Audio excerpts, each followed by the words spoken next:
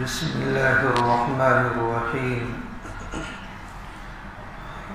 الحمد لله رب العالمين، والصلاة والسلام على سيد الأنبياء والمرسلين وعلى آله وأصحابه أجمعين. أما بعد، فأعوذ بالله من الشيطان الرجيم. بسم الله الرحمن الرحيم. وأقيموا الصلاة وآتوا الزكاة وأقرضوا الله قرضا حسنا. وقال تعالى: يمحق الله الربا ويربي الصدقات. وقال النبي صلى الله عليه وسلم: ما نقص مال عبد من الصدقة، أو كما قال عليه الصلاة والسلام. آمنت بالله، صدق الله العلي العظيم، وصدق رسوله النبي الأمي الكريم، ونحن على ذلك من الشاهدين والشاكرين، والحمد لله رب العالمین. قابل صد احترام بزرگوں اور دوستوں، گزشتہ 3 جمعہ میں آپ حضرات نے رمضان، روزے اور تراویح کے فضائل اور مسائل پر خطاب سماعت فرمایا ہے. یہ رمضان المبارک کا بابرکت مہینہ ہے. اس مہینے میں لوگ عموماً اپنی زکوٰۃ بھی نکالتے ہیں، اور اس کی وجہ یہ ہوتی ہے کہ لوگوں کے لیے حساب و کتاب رمضان مبارک کے اعتبار سے کرنا یہ آسان ہوتا ہے، اور رمضان مبارک میں خرچ کرنے پر ثواب زیادہ ملتا ہے. اس لیے لوگ زکوٰۃ کے متعلق جو اپنا سال جو شمار کرتے ہیں وہ رمضان کو شمار کرتے ہیں. حالانکہ شرعی نقطہ نظر سے یہ کوئی ضروری نہیں ہے. آدمی کا سال کسی بھی مہینے میں قمری اعتبار سے مکمل ہو سکتا ہے. جب بھی نصاب پر سال گزرے گا تو زکوٰۃ سال میں 1 مرتبہ اس کے اوپر فرض ہو جائے گی. لیکن عموماً لوگ رمضان مبارک میں آسانی کے لیے اور حصول ثواب میں زیادتی کے لیے اپنا سال اسی کو مقرر کر لیتے ہیں. زکوٰۃ مکی زندگی میں فرض ہو چکی تھی، لیکن زکوٰۃ کے جو تفصیلی مسائل ہیں، یعنی اس کا نصاب کیا ہونا چاہیے اور زکوٰۃ کی مقدار کیا ہونی چاہیے، یہ سب تفصیلی مسائل مدنی زندگی میں نازل کیے گئے. آپ کو معلوم ہے کہ سورہ مزمل ابتدائی سورتوں میں سے ہے جو نازل ہوئی.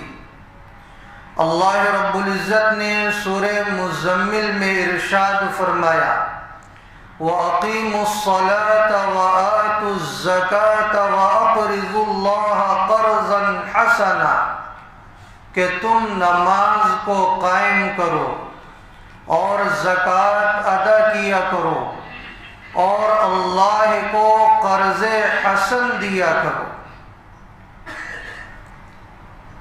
تو معلوم یہ ہوا کہ مکی زندگی میں زکوٰۃ کی فرضیت آ گئی تھی، اور یہ زکوٰۃ کا حکم صرف اسی امت کو نہیں ہے، بلکہ اگلی امتیں جو گزر چکی ہیں ان پر بھی زکوٰۃ کا فریضہ زائد تھا، ہاں اس کی کیفیت اور ادائیگی میں ذرا فرق تھا۔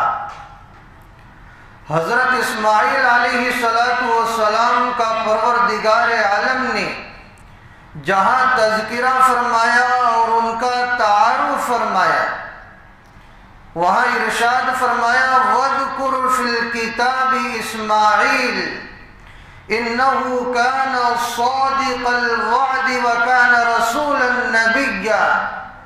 کتاب میں اسماعیل علیہ السلام کا تذکرہ کیجیے، وہ وعدے کے بہت سچے تھے، رسول اور نبی تھے۔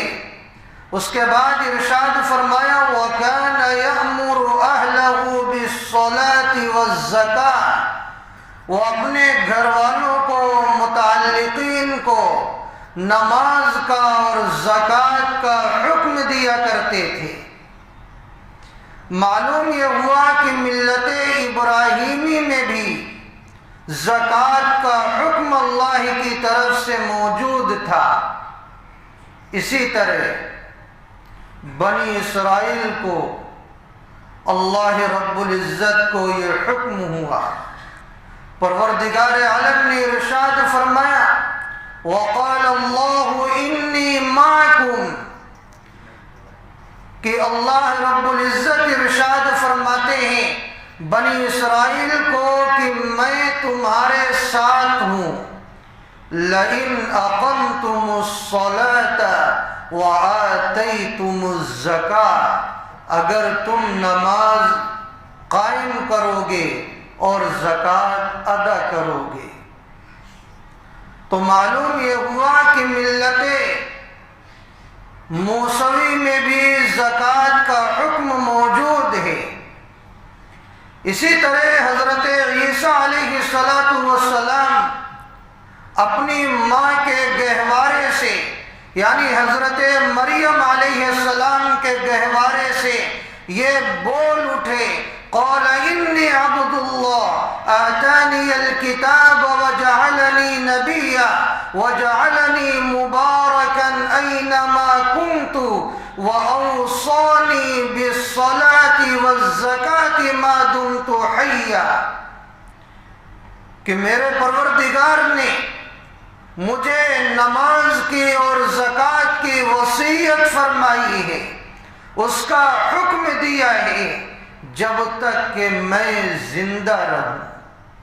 معلوم یہ ہوا کہ مذہب عیسائیت میں بھی زکوٰۃ کا تصور موجود تھا۔ تو پروردگار عالم نے اس امت کو جو زکوٰۃ کا حکم دیا ہے، یہ اس امت کو سعادت سمجھنا چاہیے کہ اللہ رب العزت نے زکوٰۃ کے ذریعے ہمارے مالوں کو پاک کیا ہے، دنیاوی فائدے سے ہم کنار کیا ہے، اور اخروی بے شمار فائدے اللہ رب العزت عطا فرمائیں گے۔ اس امت کے افراد کو خوش ہونا چاہیے اور اپنی سعادت سمجھنا چاہیے۔ پروردگار عالم نے جہاں نماز کا حکم دیا، وہاں ساتھ ساتھ زکوٰۃ کا حکم بھی دیا ہے۔ تقریباً 25 مقامات قرآن کریم میں ایسے ہیں جہاں اللہ نے نماز کے ساتھ ساتھ زکوٰۃ کا حکم دیا ہے۔ وَأَقِيمُوا الصَّلَاةَ وَآتُوا الزَّكَاةَ، اور اس کے علاوہ مستقلاً علیحدہ بھی زکوٰۃ کا حکم دیا گیا ہے۔ تو آپ غور کریں کہ پروردگار عالم نے جب نماز کے ساتھ زکوٰۃ کو جوڑ دیا ہے تو کسی بندے کو یہ حق نہیں ہے کہ وہ زکوٰۃ کو نماز سے الگ کر دے، نماز کو تو فرض سمجھے اور زکوٰۃ کو فرض نہ سمجھے۔ اسی لیے حضرات مفسرین نے یہ لکھا ہے کہ اگر کوئی آدمی نماز اس پر زکوٰۃ فرض ہے لیکن وہ زکوٰۃ ادا نہیں کرتا تو اللہ تعالیٰ اس کی نماز کو اس کے منہ پر مار دیں گے، کیونکہ اللہ نے نماز کے ساتھ زکوٰۃ کو جوڑا ہے۔ تو یہ کون ہوتا ہے جو زکوٰۃ کو نماز سے الگ کر دے، نماز کو تو ضروری سمجھے اور زکوٰۃ کو ضروری نہ سمجھے؟ اس لیے زکوٰۃ بہت اہم فریضہ ہے جس کو بہت اہتمام سے ادا کرنا ضروری ہے۔ میرے بھائیوں، آپ یہ عقیدہ اپنا مضبوط کر لیں۔ اہل ایمان کا تو پہلے سے یہ عقیدہ ہوتا ہے، لیکن اگر ذرہ برابر بھی کمزور ہے تو اپنے اس عقیدے کو مضبوط کر لیں کہ ہمارے پاس جتنے بھی اموال ہیں یہ سب اللہ کی طرف سے عطا کردہ ہے، اور ان سارے اموال کے مالک اللہ تعالیٰ ہیں، ہم اس کے مالک نہیں ہیں۔ بطور نیابت اللہ تعالیٰ نے اس میں تصرف کرنے کا حق ہمیں دیا ہے، ورنہ اصل مالک اس کے اللہ تعالیٰ ہیں، ہم اس کے مالک نہیں ہیں۔ جب اللہ تعالیٰ اس کے مالک ہیں تو اللہ تعالیٰ کو اس کا اختیار تھا کہ اللہ تعالیٰ چاہتے تو ضرورت سے زائد پورے مال کو اپنی راہ میں خرچ کرنے کا حکم دے دیتے۔ کیا کوئی بندہ اللہ تعالیٰ کی گرفت کر سکتا تھا؟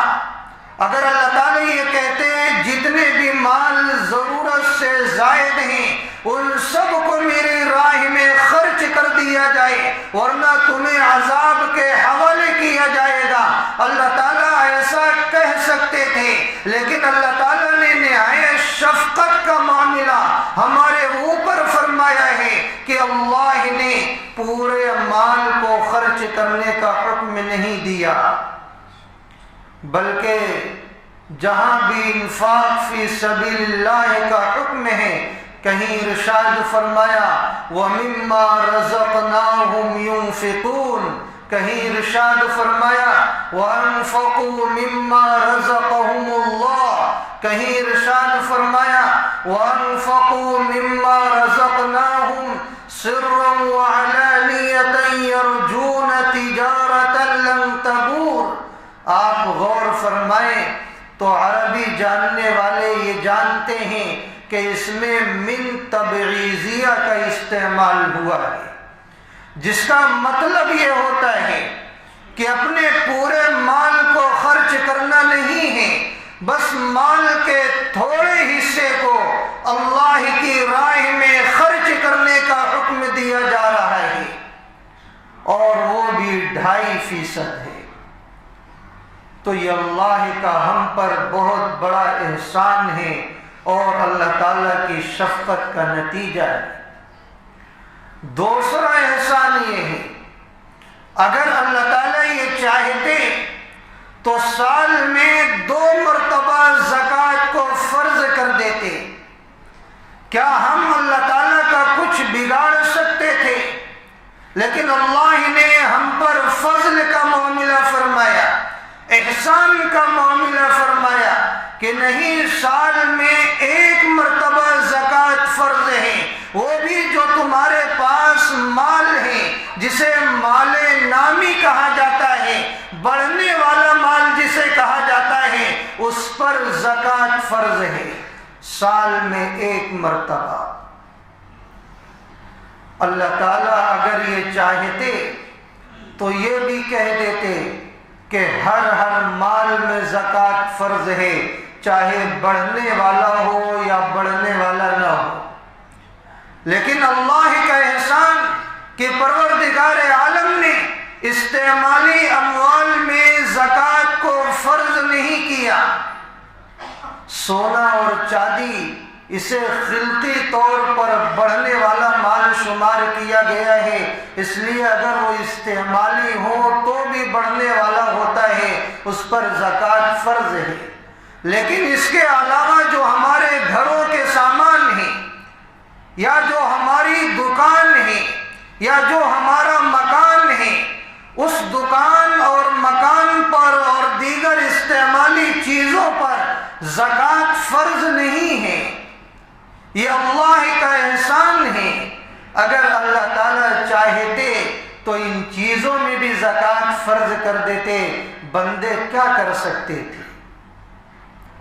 اللہ کا مال ہے، اللہ تعالیٰ جیسا چاہتے ویسا کرتے، لیکن اللہ نے بندوں پر آسانی کا معاملہ فرمایا، شفقت اور محبت کا معاملہ فرمایا کہ نہیں، جو مال نامی ہے، ضرورت سے زائد جو مال ہے، اسی میں زکوٰۃ فرض ہے۔ اسی طرح اللہ کا ایک عظیم احسان ہم پر یہ ہے کہ ہم جو زکوٰۃ کا مال نکالتے ہیں، جو ہم صدقات کا مال نکالتے ہیں، وہ اللہ تعالیٰ نے اپنے بندوں میں سے بعض بندوں کے لیے حلال کر دیا ہے، اس کے استعمال کی اجازت عنایت فرما دی ہے۔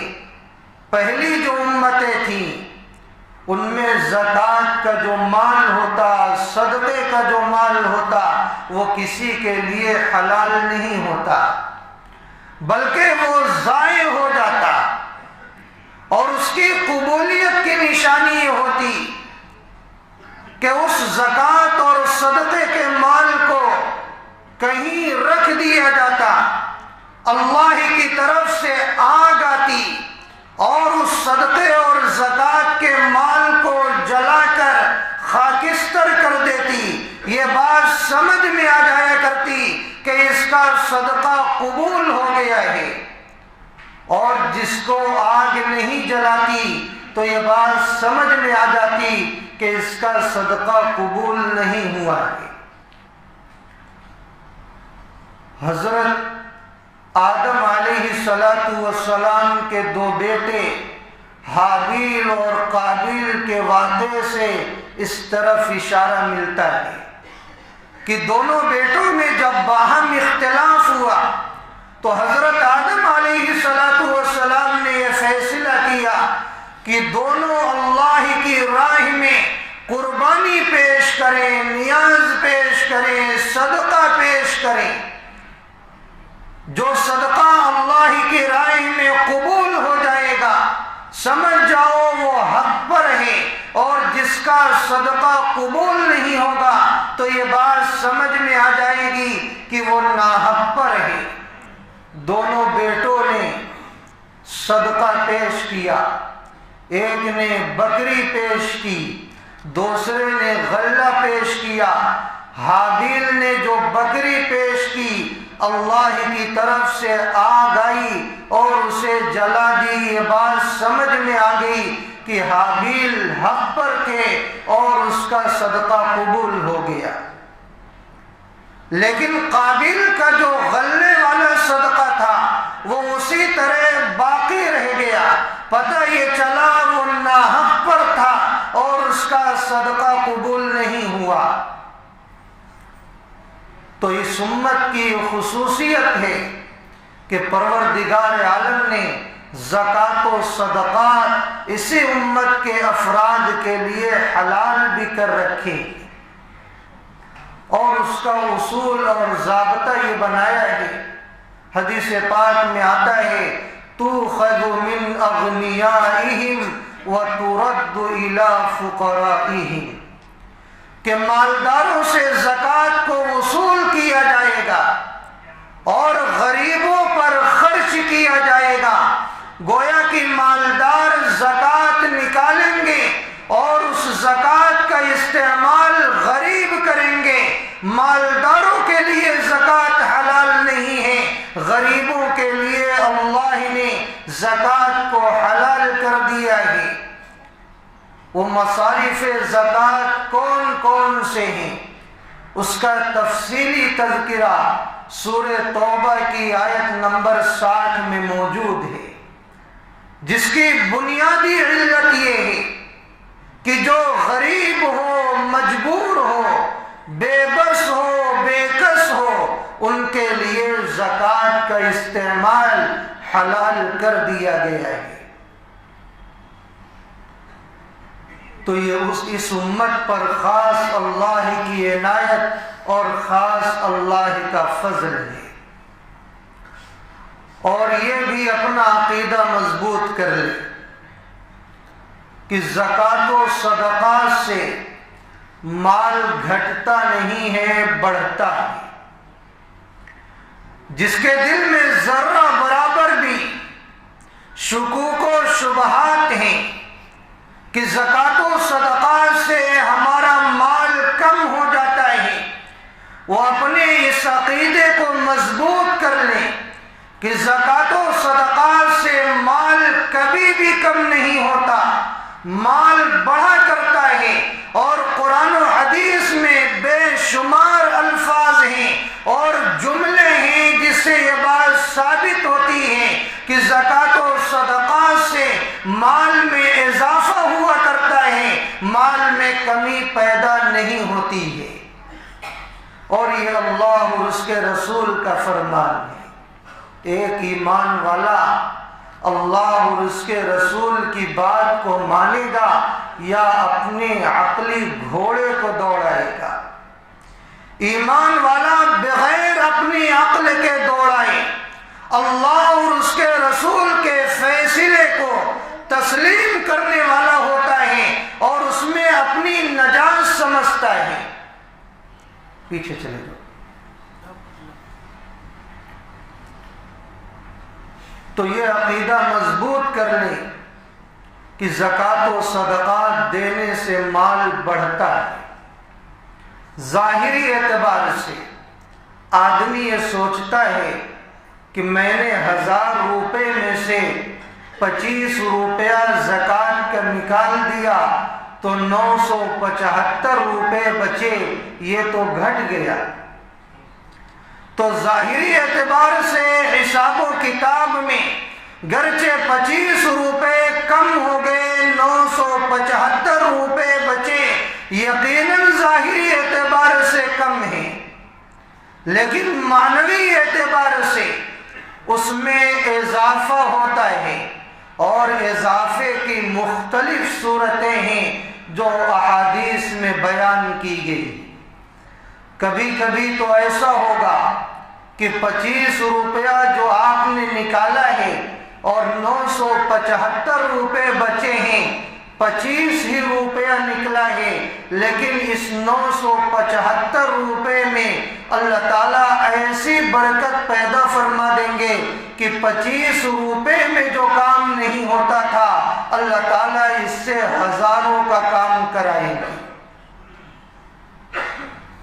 اور کبھی ایسا ہوگا کہ آپ کے اوپر کوئی بڑی مصیبت آنے والی تھی جس میں ہزاروں لاکھوں روپے آپ کے خرچ ہونے والے تھے، پروردگار عالم نے آپ کے اس عمل کو اتنا پسند کیا ہے کہ 25 روپیہ آپ نے نکالا ہے، آپ کے اوپر سے ان مصیبتوں کو اللہ نے دور کر دیا ہے جس میں ہزاروں اور لاکھوں روپے خرچ ہونے والے تھے، تو یہ مال بڑھا نہیں تو اور کیا ہوگا؟ آپ کے مال کی حفاظت ہوگی۔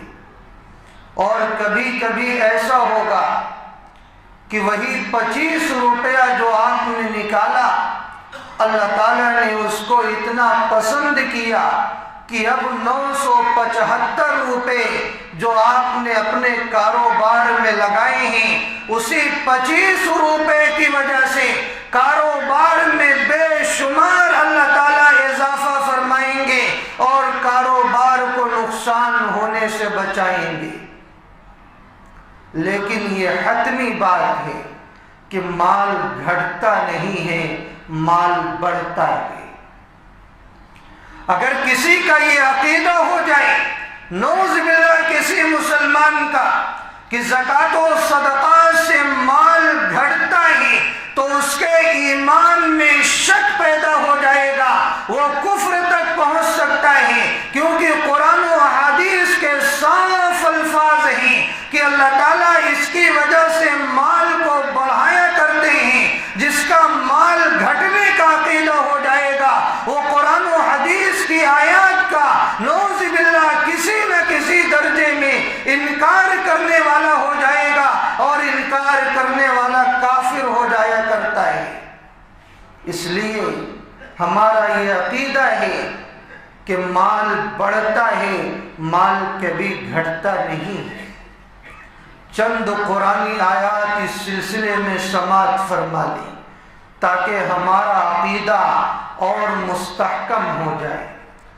اللہ رب العزت نے ارشاد فرمایا، من ذا الذی یقرض اللہ قرضا حسنا فیضاعفہ لہ اضعافا کثیرا، کہ کون ہے جو اللہ کو قرض حسن دے، اللہ تعالیٰ خوب بڑھا چڑھا کر اسے عطا کرے۔ کیا مطلب؟ قرض حسن سے یہ مراد ہے کہ اللہ کی راہ میں اخلاص و للہیت کے ساتھ اللہ کے مال کو خرچ کیا جائے۔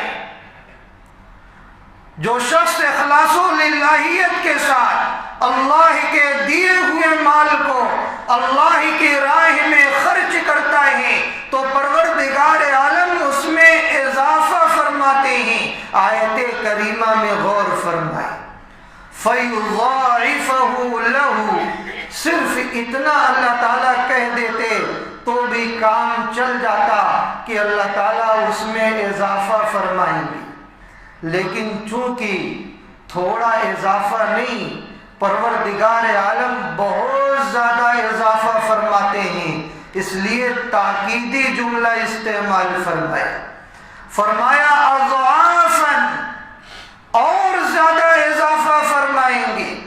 آگے فرمایا کثیرا، اور زیادہ اضافہ فرمائیں گے، تاکہ ذرہ برابر کسی کو شکوک و شبہات نہ ہونے پائے کہ اللہ کی راہ میں مال خرچ کرنے سے مال میں اضافہ نہیں ہوا کرتا ہے۔ اللہ تعالیٰ نے سارے شکوک و شبہات کو دور فرما دی۔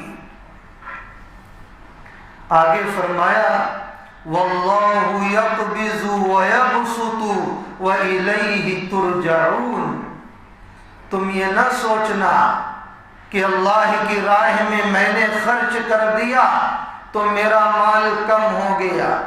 مال میں کمی پیدا کرنا، تنگی کے حوالے کرنا اور وسعت اور فراخی عطا کرنا، یہ اللہ کے قبضے قدرت میں ہے۔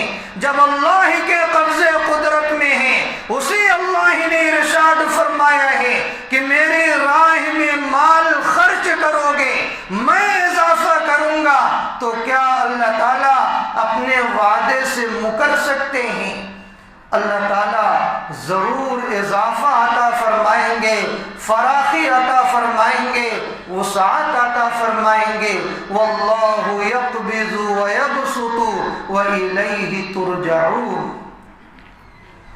اور ایک جگہ تو بغیر کسی اجمال کے بالکل صاف لفظوں میں ارشاد فرما دیا ہے، یمحق اللہ الربا ویربی الصدقات، کہ اللہ تعالیٰ سود کو گھٹاتے ہیں اور صدقات کو بڑھاتے ہیں۔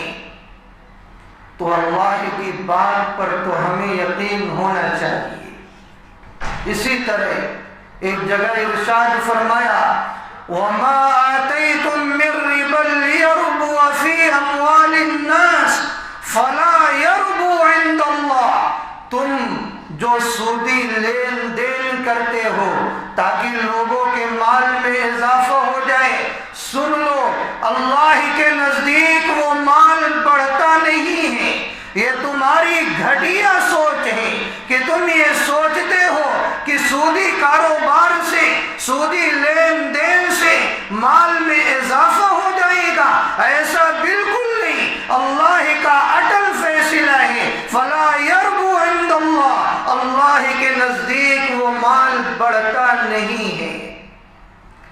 ہاں کون سا مال بڑھتا ہے؟ ارشاد فرمایا وَمَا آتَيْتُم مِّن زَكَاةٍ تُرِيدُونَ وَجْهَ اللَّهِ، جو تم اللہ کی راہ میں زکوٰۃ دیا کرتے ہو اللہ کی رضا حاصل کرنے کے لیے، فَأُولَٰئِكَ هُمُ الْمُضْعِفُونَ، یہی وہ خوش نصیب اللہ کے بندے ہوتے ہیں کہ پروردگار عالم انہی کو بڑھایا کرتے ہیں، انہی کی روزی روٹی میں اللہ تعالیٰ برکت عطا کیا کرتے ہیں، جو زکوٰۃ کو حساب و کتاب کر کے بڑی احتیاط کے ساتھ نکالا کرتے ہیں۔ اسی طرح آپ صلی اللہ علیہ وسلم نے ارشاد فرمایا ما نقص مال عبد من الصدقہ، کہ صدقے کی وجہ سے کسی کا مال کبھی کم نہیں ہوا کرتا۔ تو قرآنی آیات ہیں، احادیث ہیں اور برکت کے واقعات ہیں، یہ سب بتلاتے ہیں کہ زکوٰۃ و صدقات سے مال میں اضافہ ہوا کرتا ہے۔ صحیح مسلم میں ایک روایت موجود ہے کہ ایک آدمی جنگل میں چلا جا رہا تھا، اس نے اچانک بادل سے آواز سنی، بادل سے آواز آئی کہ فلاں آدمی کے باغ کو سیراب کر۔ تھوڑی دیر میں وہ بادل کا ٹکڑا ایک طرف ہوا، وادی میں پانی برسایا اور وہ پانی ایک نالے میں جمع ہوا اور نالے میں جمع ہو کر وہ پانی ایک طرف چلنے لگا۔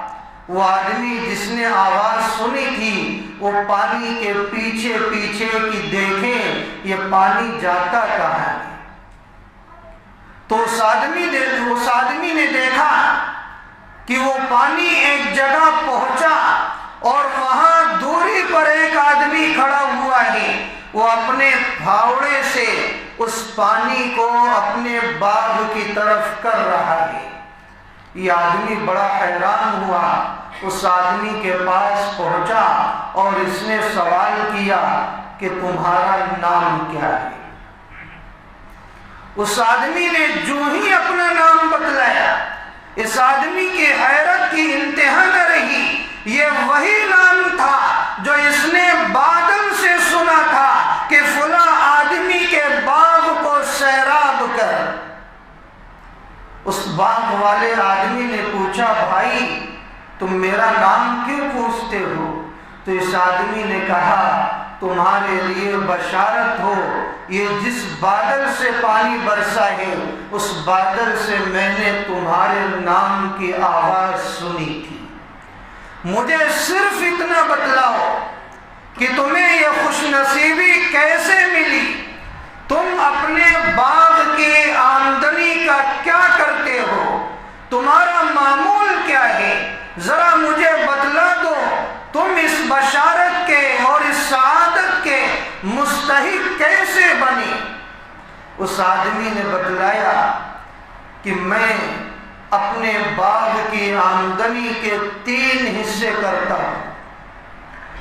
پہلا حصہ اللہ کی راہ میں خرچ کر دیتا ہوں اور دوسرا حصہ میں اپنے گھر والوں کی ضروریات کے لیے خاص کر دیتا ہوں اور تیسرا حصہ دوبارہ اس باغ میں لگا دیتا ہوں۔ میرا یہی معمول ہے۔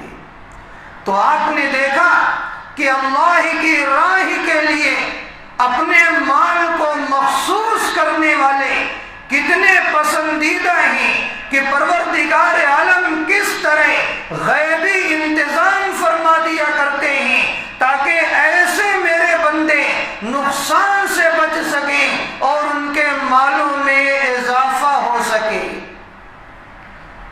اور تجربہ بھی ہے، جنہیں اللہ نے نوازا ہے مدارس والے ان کے پاس آتے رہتے ہیں اور وہ اپنا مالی تعاون پیش کرتے ہیں۔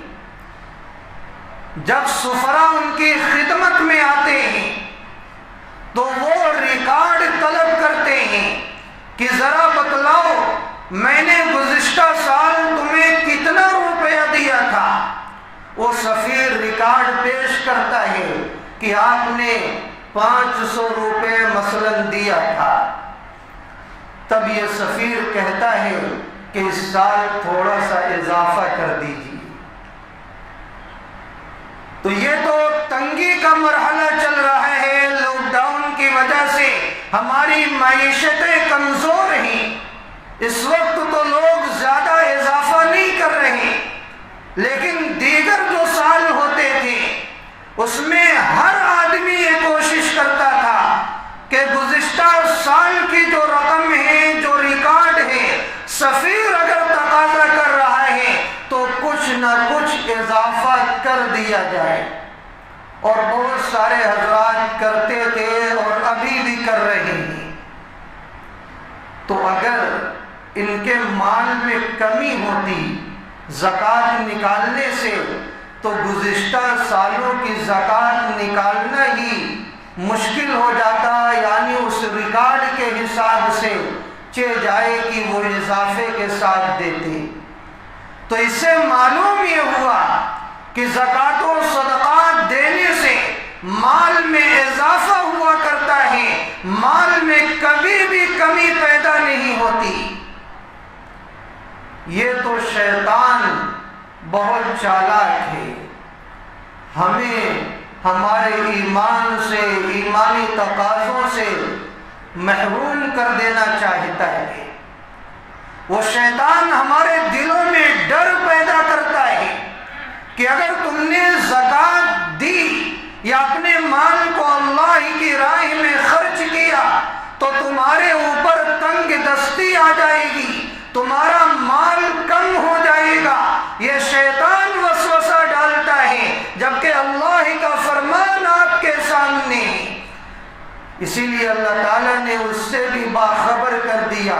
اگر دل میں یہ خیال پیدا ہو رہا ہے کہ میں اللہ کی راہ میں دوں گا کم ہو جائے گا، تو یہ خیال کس کی طرف سے ہے؟